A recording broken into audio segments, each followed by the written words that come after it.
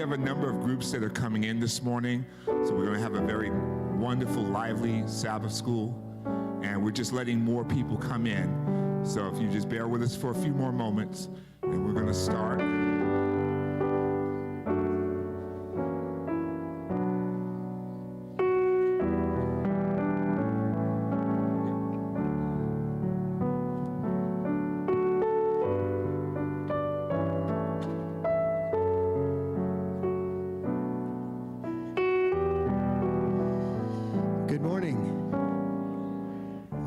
You can do better than that. Good morning.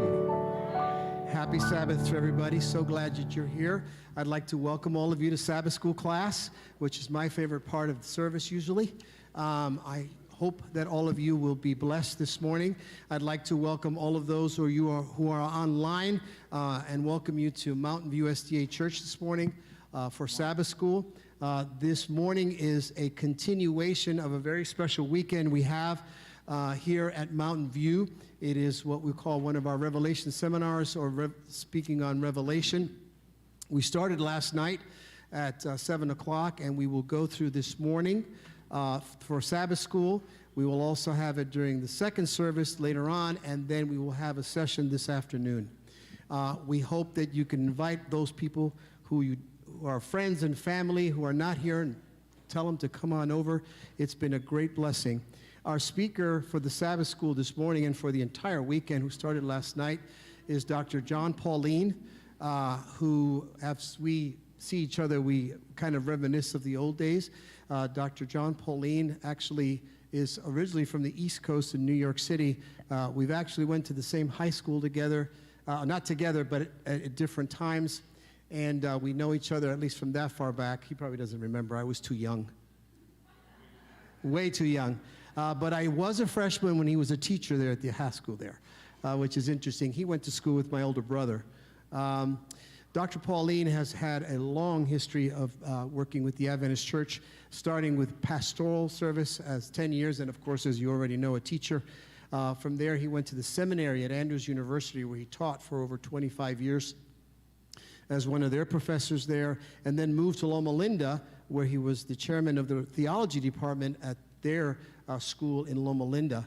So long history. He is one of our Seventh-day Adventist scholars on the book of Revelation, which, if all of you know, is an interesting book. For some, it's very complicated, but I love the way he talks about it because it brings it close to home, and that's how I like to study the Bible. So this morning, without further ado, I'll leave Dr. Paulien with you, and I hope you will be blessed as much as we were last night, and we continue to bless during the rest of the day. Thank you.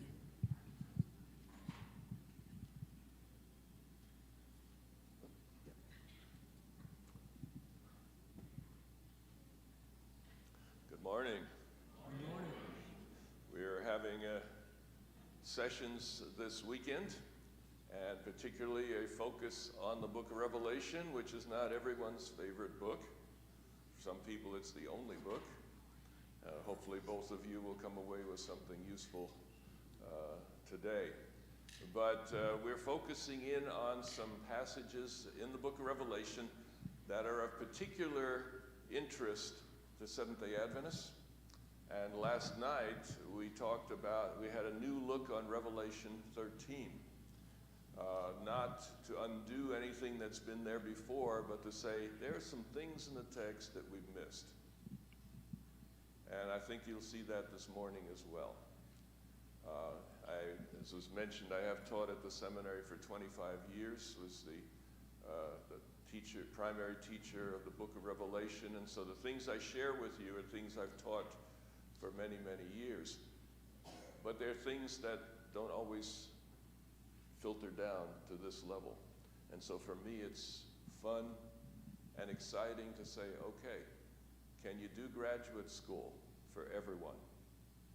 Okay, doesn't matter how far you got in school, I want to do graduate school for everyone. Now, the graduate school means exploring things that are not easy to see on the surface, but for everyone means taking the time to make it plain. That's what we'll try to do this morning. Now, one of the key ideas that motivate people to be Seventh-day Adventists is the idea of the remnant. And the remnant is based on a text in the book of Revelation, Revelation 12 and verse 17. And we started with that last night. So if you were here last night, you already have heard this text a couple of times. But I want to feature something a little different. Last night we talked about the war between the dragon and the remnant. Last night we talked about how the dragon would make that war, his grand scheme of deception, right?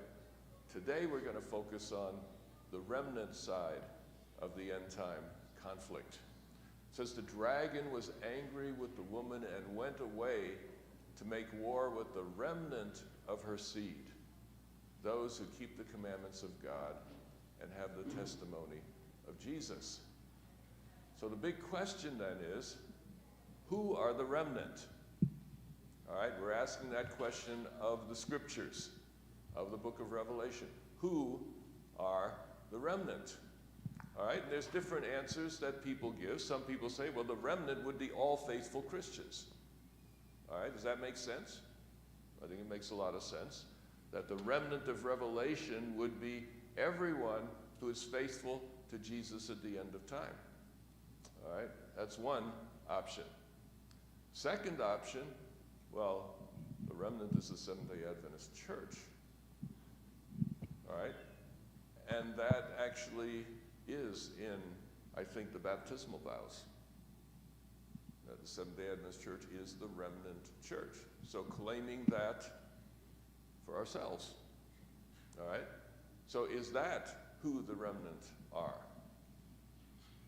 What about, some people would say, no, too many naughty people in the Adventist church.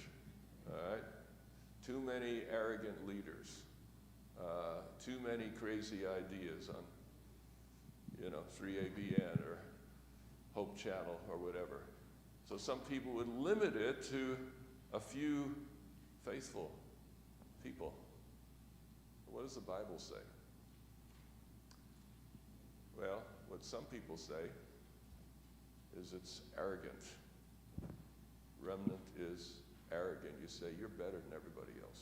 If you say SDA Church is the remnant church, that's arrogance. If you say that your little group within the Adventist church is remnant, that's even more arrogant. That's what some people would say. Okay, and I'm reminded of a neighbor that I had in Michigan. And we both had like a half-acre backyard with like a 3-foot fence. Kind of fence that keeps the rabbits out, but not much else. So about a 3-foot fence between us. Sorry about that. Yeah. Hit the wrong button. Anyway, so the neighbor was trimming a tree about 10 feet on his side of the fence. I was working in the garden about 3 feet on our side of the fence. So we're in conversational distance. So we started talking while we were doing our yard work. And then he said, you'll be interested in this. He says, I'm thinking about becoming a Seventh-day Adventist. I said, oh, how did that happen? And he described some meetings that were held and that he attended, etc. He said, but there's just one thing. Don't you like it when people say that? One thing. What's that one thing? In the old days, it used to be what? Sabbath, state of the dead, tithe. Those were the big three. Well, it's just one thing that makes me hesitate. He didn't say that at all. You know what he said? The remnant. It's so arrogant, he said. It's so arrogant. I don't know if I want to identify with such a movement. That's what he said. All right? These kinds of concerns reached the ears of church leaders at the General Conference.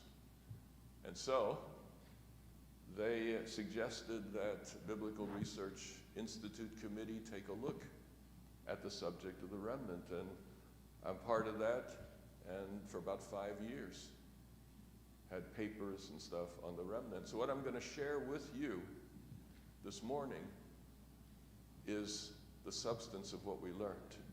taking a fresh look at the remnant in the Bible and even in history. That'll be our topic this morning. So, when you go to the book of Revelation, what does it tell us about the remnant? And I'm going to give you 13 items. Don't worry, it won't be on the test.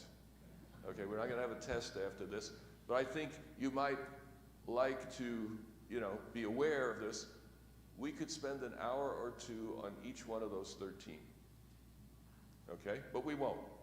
Don't worry. I've got to be in Phoenix tomorrow.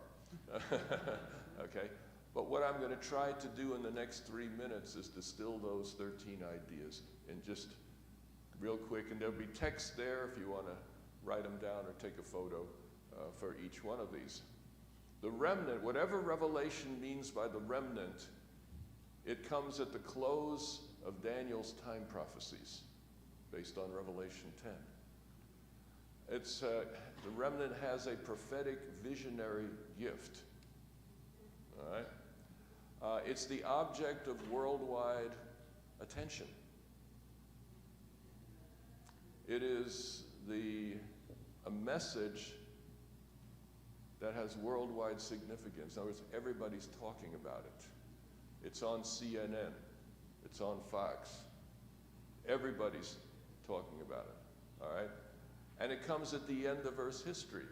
So, does the Seventh-day Adventist Church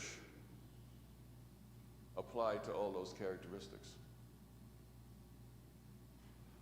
I guess the best one could say is not yet, right? Because I don't think the Adventist message is the subject of worldwide significance. I don't think the Adventist Church is worldwide attention. The closest we ever get is if Loma Linda does something, like Baby Faye or the proton treatments, things like that. And then suddenly, the Blue Zone, and suddenly everybody's talking about it for a little bit anyway. But this is clearly talking about something that in the fullest sense hasn't happened yet. All right? What is the message of the remnant? So here's where things narrow down a little bit. Because Revelation prescribes that God's end-time remnant would teach certain things, that be a package of ideas that would be particularly honed for the end-time situation. The gospel. And you'll see again texts for each one of these. We could spend a couple hours. We won't. But we're going to do it in a couple minutes. They will teach Daniel and Revelation. All right, when we had our conversation with the Lutherans that I mentioned last night, they said Revelation is not particularly of interest to us, but clearly it is to you. And so we give you our blessing to study Revelation and share it with the world, because we can't do that. A message about the heavenly sanctuary, Revelation 11. Keeping all the commandments of God, Revelation 12 and 14. A warning of end-time deception, Revelation 13. We studied that. That was our 1 hour last night, okay? And then it was, let me read it this, relationship with Jesus, the hour of judgment, and the Sabbath. All right? So, the remnant of Revelation would be teaching a package of ideas. Now, does that look familiar to any of you? Yes, it does. Why? It's because Seventh-day Adventists teach all of those. How did that happen? The early Adventist pioneers became convicted that in an hour of prophecy, they needed to be studying Revelation like never before. And they discovered that God's end-time people would be teaching this package of ideas. And they looked around, and nobody was doing it. Just like the Lutherans said, we're not into that. We can't do that for you. So God's obligation is on you to do that. All right? So the Adventist pioneers discovered that this is the package of ideas that was supposed to go out to the world at the end of time. And nobody's doing it. So what did they say? Well, If no one else will, we better. And so they did. So the Seventh-day Adventist Church is founded on a package of ideas that, according to the book of Revelation, will be of particular focus at the very end of time.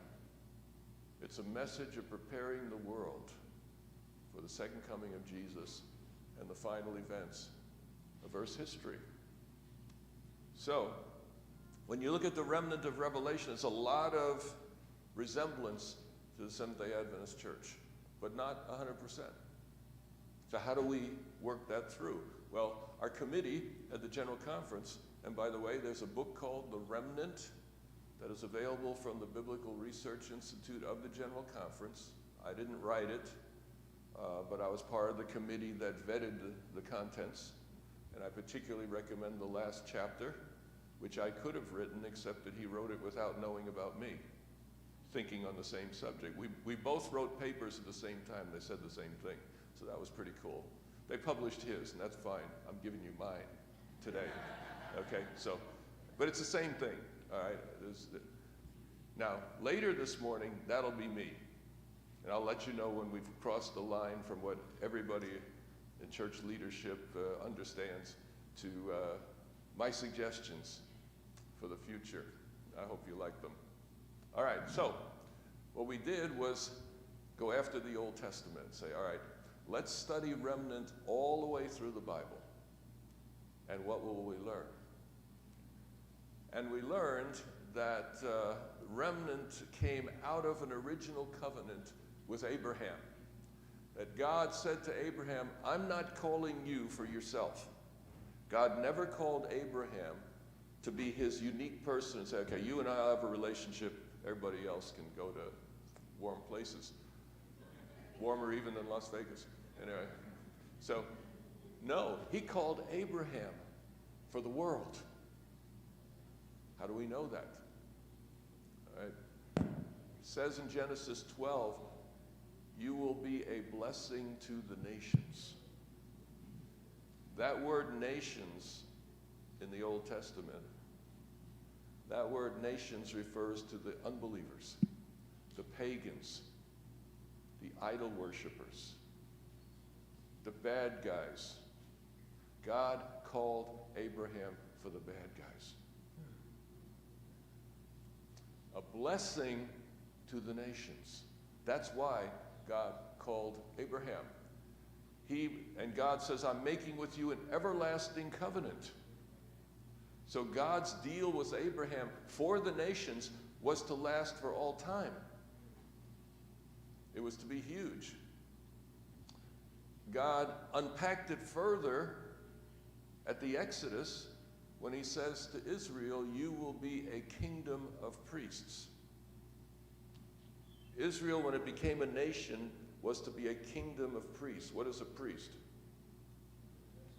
Someone who stands between us and God. Okay, what would a kingdom of priests be? A nation that represents God to all the other nations. And a nation through whom the other nations could come to God. So Israel was never called for itself. It was called for the nations, including the bad guys. All right? But while Israel's call was for the nations, it was never truly fulfilled. When Joshua conquered Canaan, Israel was still not the glue for the nations of the world. But God's purpose in calling Abraham was to restore the Garden of Eden. If we had 2 hours, I could show you in detail how Genesis 12 goes back to Genesis 1 and Genesis 3. The creation of human beings and the fall. God called Abraham to restore the Garden of Eden, to restore what was lost at the fall, and to bring all the nations along with him when he did so. All right? Unfortunately, Old Testament Israel never obtained the promise. Old Testament Israel never achieved what God envisioned them to achieve. So plan A, if you want to call it that, failed. The history of Israel is the time of the judges. If you haven't read it lately, it's R-rated. It's tough stuff. Yeah. Time of Solomon was a good high point. When Solomon was king, and his name means peace, and he never fought a war. And Israel had the largest extent from the Euphrates River to the Nile.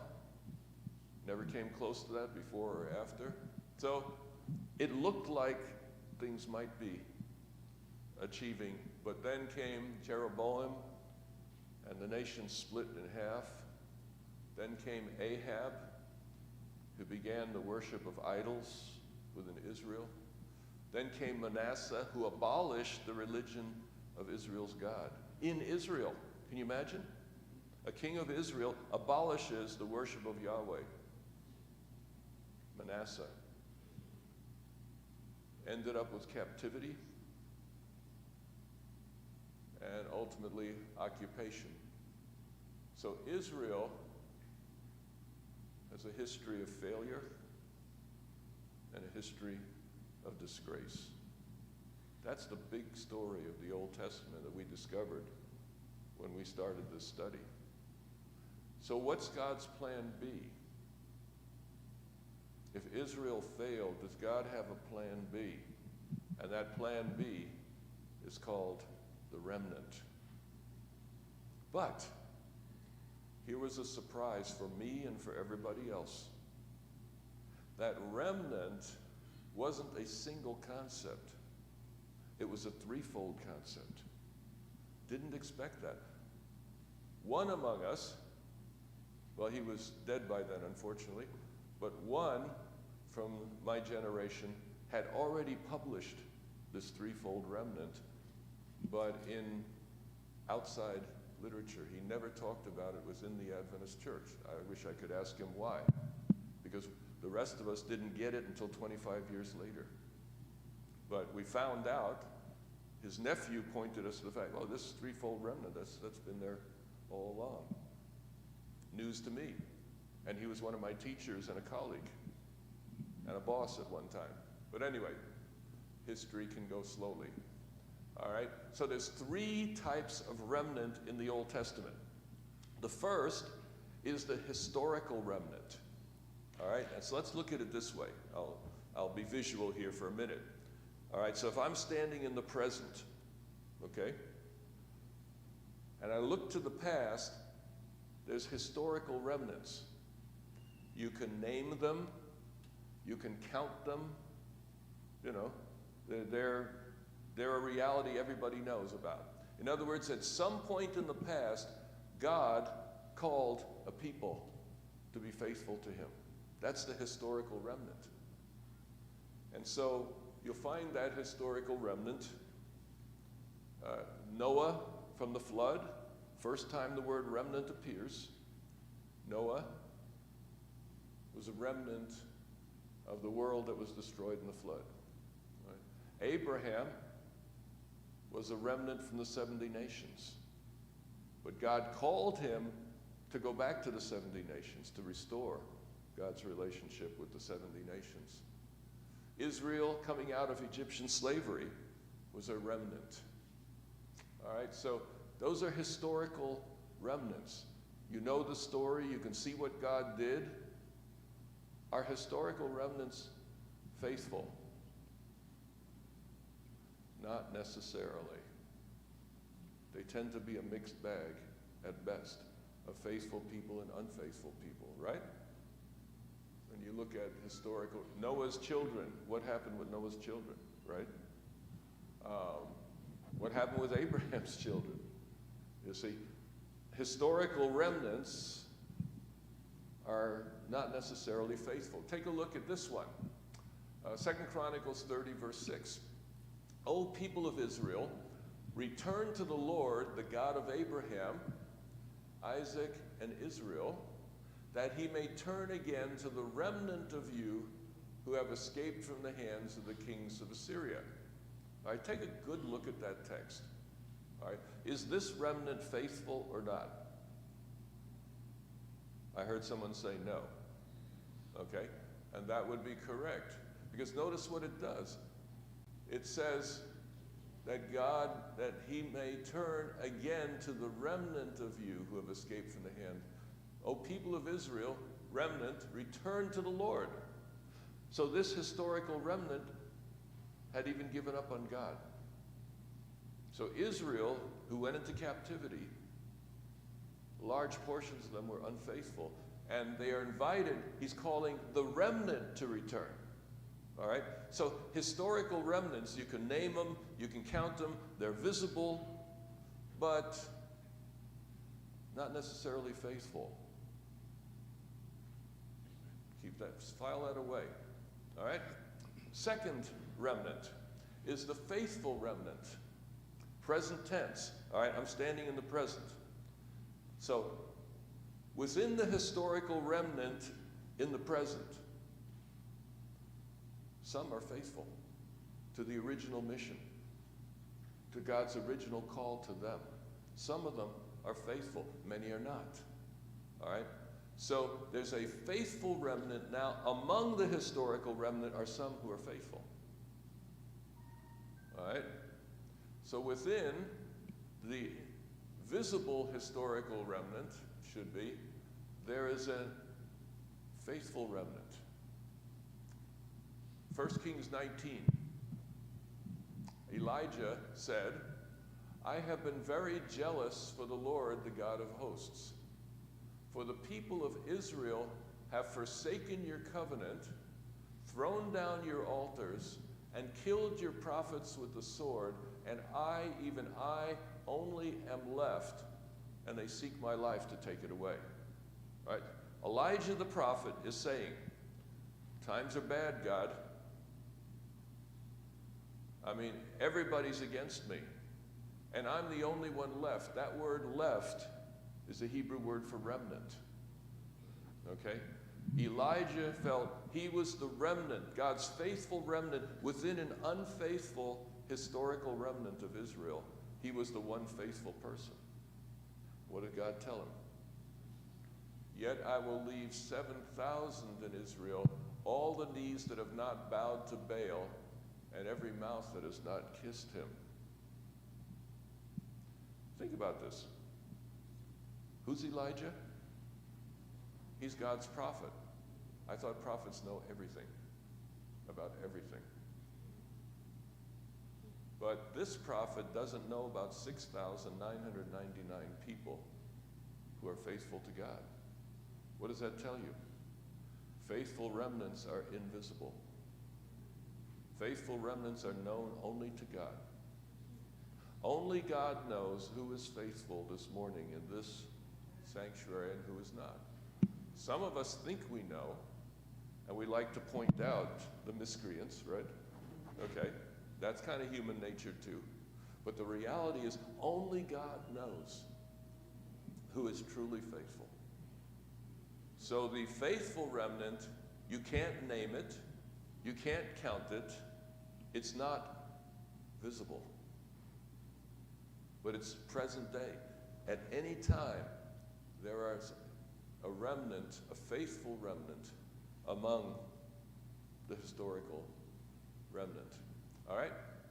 So that's remnant number 2. Remnant number 3 is the eschatological remnant. We've talked about the past, historical remnants. We've talked about the present, faithful remnants. But there's also a future remnant. And this gets exciting, because the future remnant is bigger than you expect. It's unpredictable. Until it comes, you don't really know how big it's going to be or what exactly God is doing. And it's a surprise. When the historical remnant comes, it's a surprise, and it's always bigger and more unpredictable than expected. Take a look at Isaiah 66. All right? Isaiah 66, verses 19 to 20. And Isaiah says, from them I will send survivors to the nations. That's a remnant word, okay? It's one of the Hebrew remnant words. I will send survivors to the nations. What nations? There's those nations again. The nations that have not heard my fame or seen my glory. What nations? The bad guys. The nations that don't know God. So this would be a faithful remnant in the future, I would suspect. All right? So God's talking about his future faithful remnant. And he says, I will send them to the nations who have not heard my fame or seen my glory, and they will declare my glory among the nations. Kind of a gospel to the world idea. And they shall bring all your brothers from all the nations as an offering to the Lord. Who? Brothers?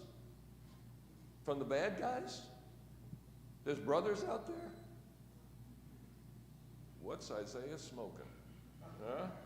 Okay. He says, bring your brothers from all the nations as an offering to the Lord to my holy mountain Jerusalem, says the Lord.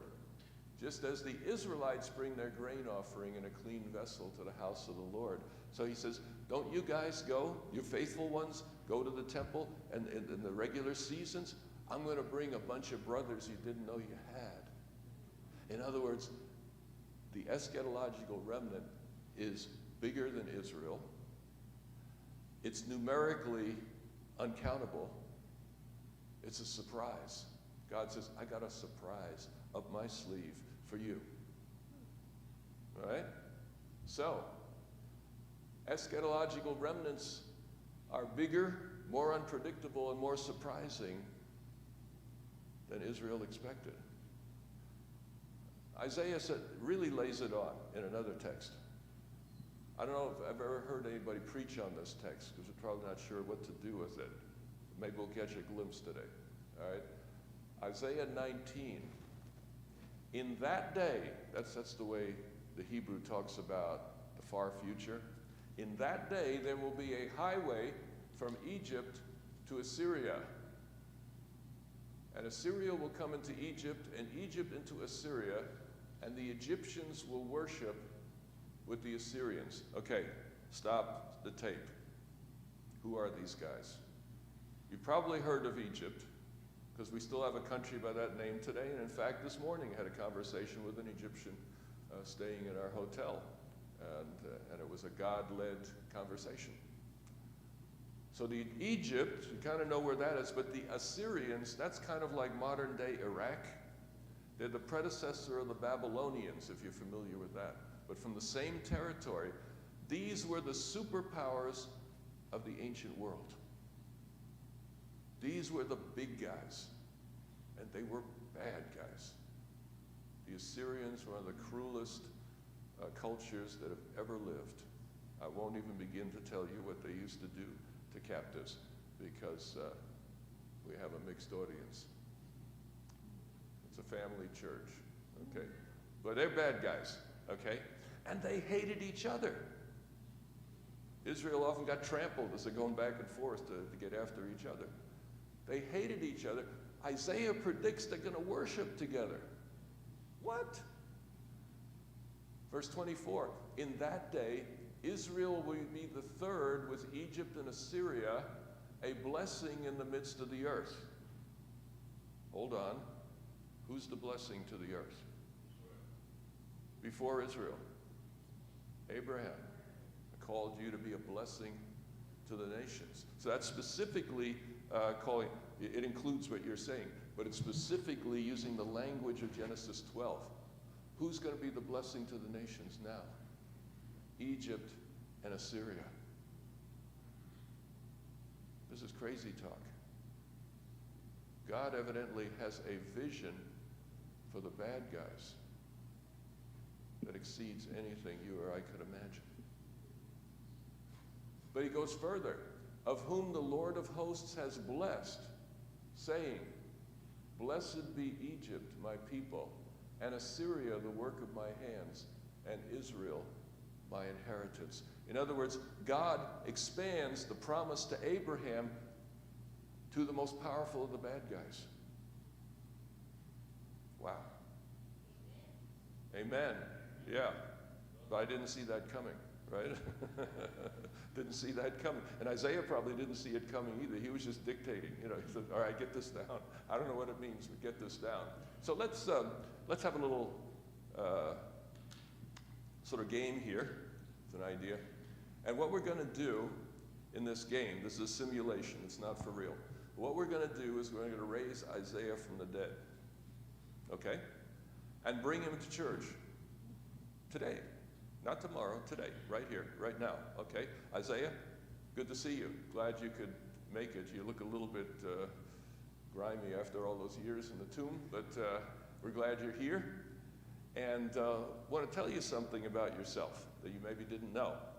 Based on your writings, we have discovered that you knew about the historical remnant, and that would have been the Israel of the Exodus, right? Yeah, okay.